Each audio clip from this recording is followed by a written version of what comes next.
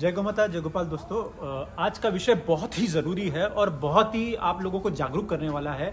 इस वक्त पूरे देश में एक वीडियो वायरल हो रहा है जिसे मेनका गांधी, आपने इनका नाम सुना होगा। ये बहुत सारी संस्थाओं के लिए काम करती हैं, ये राजनीतिज्ञ हैं।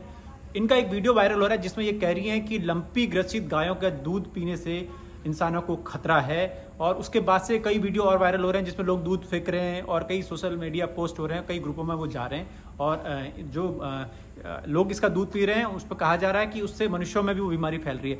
तो मैं आप लोगों को बता दूं, ये एकदम झूठ है, मिथ्या है, एकदम पूरी तरह गलत है। मेनका गांधी 100% झूठ बोल रही है।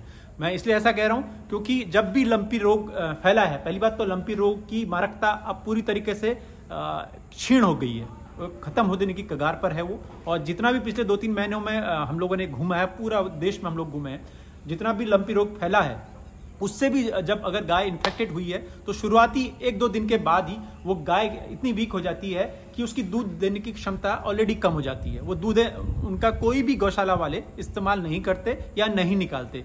तो ये भारतीय परंपरा में वैसे भी कहा गया है कि गाय हमारी माता है। और जब भी अगर इंसानों में भी अगर कोई किसी स्त्री का कोई बच्चा है, अगर स्त्री को बुखार है या कोई फीवर है, तब भी वो अपने बच्चे को दूध पिलाती है। क्या आपका बच्चा कभी आपकी दूध पीने से बीमार पड़ा है? नहीं, कभी नहीं। सेम गौ माता के साथ भी है।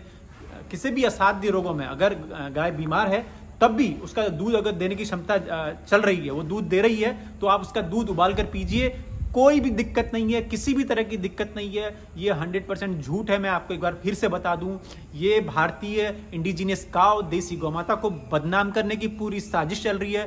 पहले एक लंपी रोग को छोड़ा गया, ये इंसानों के जनित एक लैब में एक वायरस को छोड़ा गया जिससे भारतीय नस्ल की गायों को बर्बाद कर सकें।